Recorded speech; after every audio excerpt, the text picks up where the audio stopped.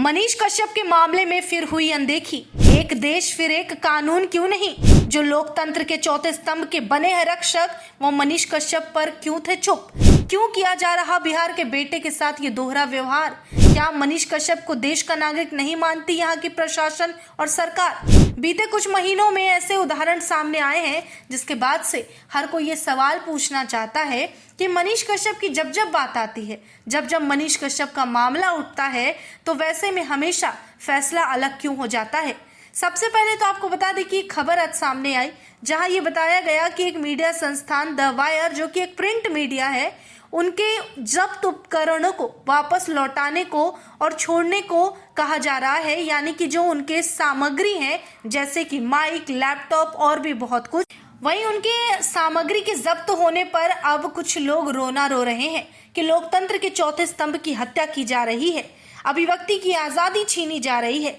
चलिए एक पल के लिए मान भी लेते हैं ऐसा होना गलत है कि अगर आप कोई आरोप लगता है या मीडिया संस्थान पर सवाल उठते हैं तो उनके सामान को जब्त कर लिया जाता है ताकि वो किसी तरह से आगे काम ना कर सके। जैसे किसी भी बच्चे के लिए उसका कलम, उसका पेंसिल, उसका हथियार है, जिस तरह से जवानों के लिए उनके हथियार उनके हाथ में मौजूद होते हैं, अगर वो उनसे छीन लिए जाए तो शायद वो बेबस, लाचार और अपने काम के लिए बेकार हो जाएंगे।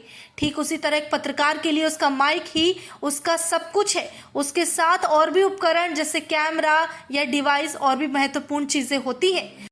अगर वो उनसे छीन लिया जाएगा तो वो बेसहारा ही हो जाएंगे क्योंकि वो कोई काम करने लायक नहीं होंगे। वहीं आज जो लोग इस प्रिंट मीडिया संस्थान के इन उपकरणों को लेकर हाय हाय कर रहे हैं, उन्हें वापस लौटने की बात कर रहे हैं, वहीं लोग उस पर खामोश थे जब मनीष कश्यप के साथ गलत हो रहा था, जब उनके चैनल के सामान को जब्त किया जा रहा था, जहां माइक, डिवाइस, कैमरे से लेकर सारी चीजों पर हथियाया जा रहा था। क्या उस वक्त लोकतंत्र के चौथे स्तंभ की हत्या नहीं थी? क्या उस वक्त चौथा स्तंभ खतरे में नहीं था, लेकिन लोगों ने आवाज नहीं उठाई?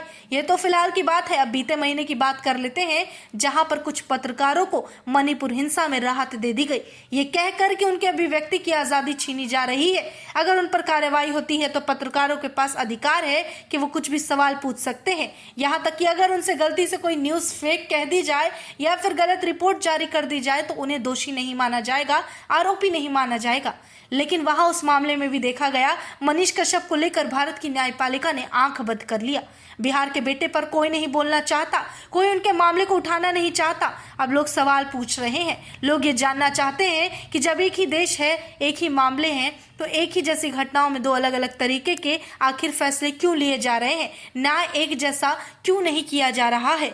मनीष कश्यप पर भी ये केवल आरोप लगा था जो अब तक साबित नहीं हुआ कि उनकी वजह से दो राज्यों में द्वेष फैला है, लेकिन उन पर बात करने के लिए किसी के पास वक्त नहीं है। दूसरी तरफ मणिपुर के अगर पत्रकार, उन पर आरोप लगता है कि वो दो समूहों के बीच विवाद और जंग का माहौल बनाते हैं अपनी बातों से, तो उन्हें राहत दे दी जाती है। अब ऐसा दोहरा चरित्र जब जब होगा तब तब मनीष कश्यप के समर्थक ये सवाल पूछेंगे। ये सवाल सरकार से, प्रशासन से और देश की न्यायपालिका से हमेशा पूछा जाएगा।